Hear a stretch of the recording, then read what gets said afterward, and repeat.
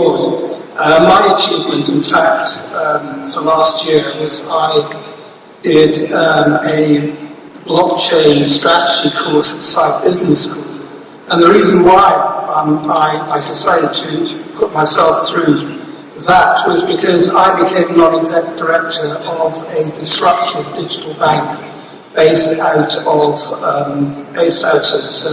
Abu Dhabi, and focusing specifically on a totally digital platform providing disruptive trade finance to small and medium-sized companies.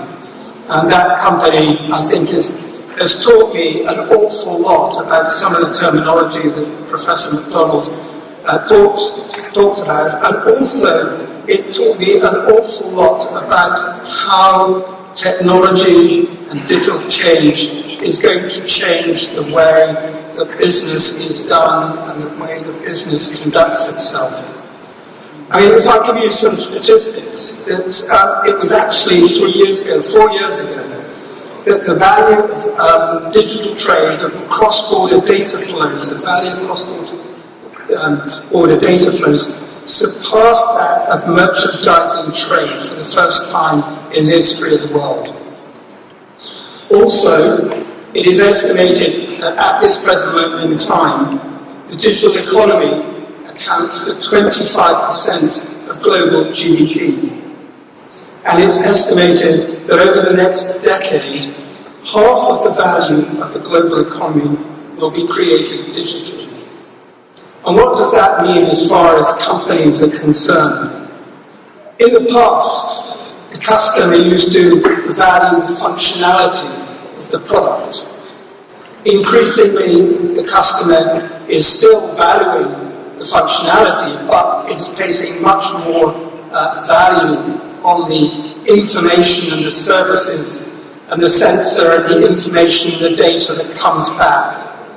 And if you're a company that is wanting to exist in the 21st century, then the sensors that you put onto your processes, the sensors that you put onto your product are becoming an absolutely competitive driving force in your business.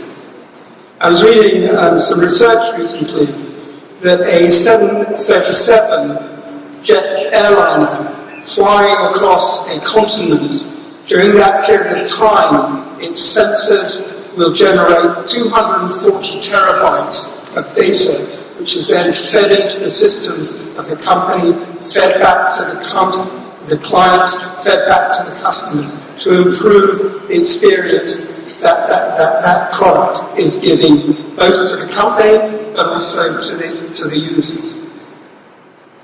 And why is that important from my perspective, from my day job as the UK India Business Council Chief Executive?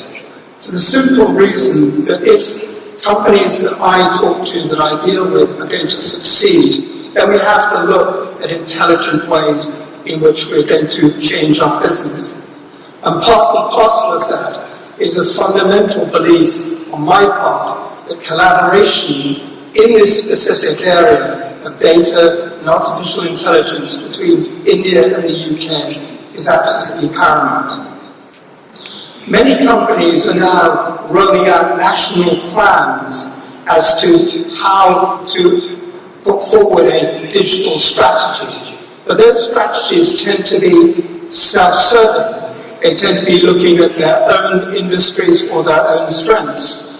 If you look at the United States, for instance, it has a very free strategy as far as data and as far as companies that operate in that sector is concerned. But to a large extent, that strategy is very much directed towards creating an environment in which US companies can thrive, survive, and conquer. And if you look at the other sort of jurisdiction, the other end of the spectrum, and you look at China, well, China is creating a strategy that is very much aligned to its national security interests.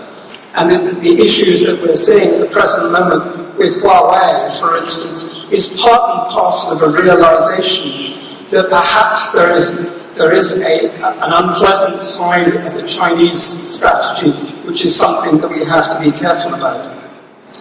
I would argue that the UK and India are actually the only two countries that have strategies that have complementarity between them, and that there is actually a large number of reasons as to why India and the UK should be seriously considering, and perhaps more seriously than they are at the moment, but seriously considering collaboration in a very close way in terms of developing a common digital strategy for the benefit of businesses, both Indian and UK.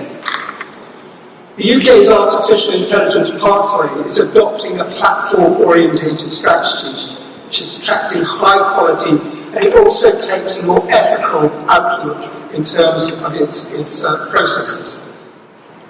Unlike other nations, the UK government takes an active enabling role.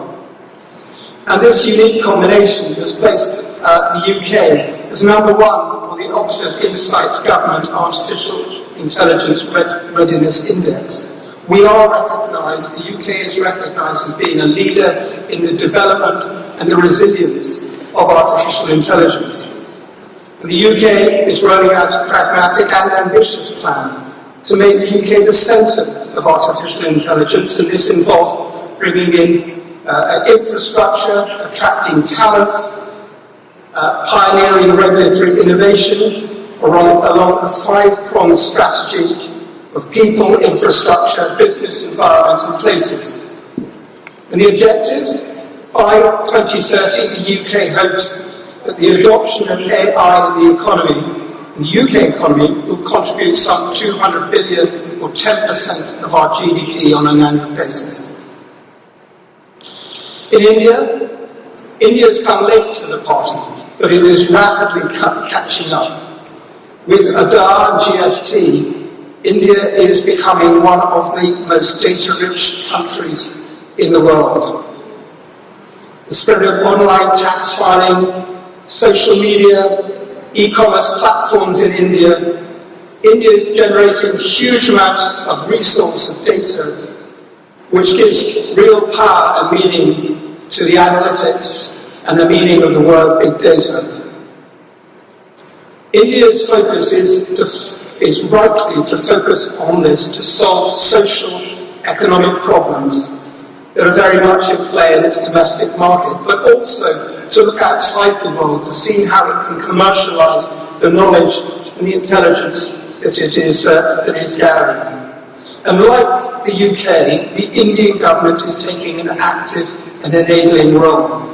Like the UK government, its strategy focuses on 5 priority sectors: health, agriculture, education, smart cities, and smart transportation. So there is complementarity between the Indian approach as well as the UK approach.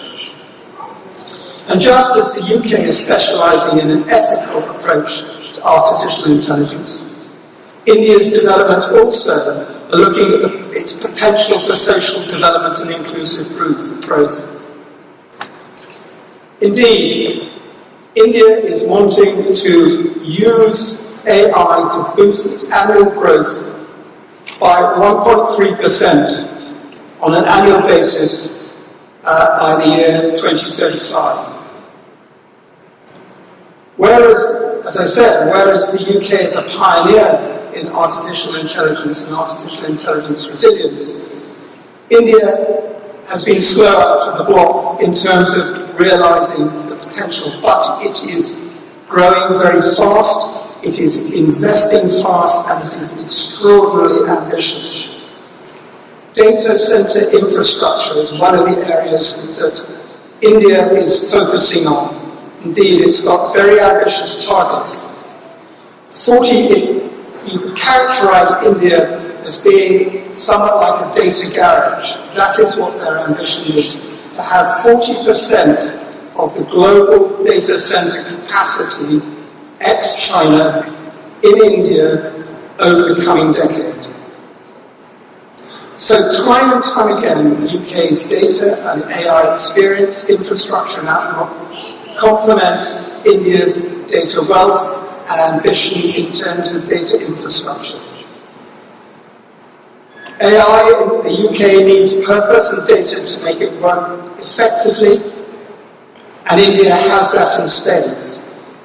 I believe personally, and my organisation is promoting this, that together India and the UK, as Modi puts it, will be a truly unbeatable combination in the area of artificial intelligence and digital innovation.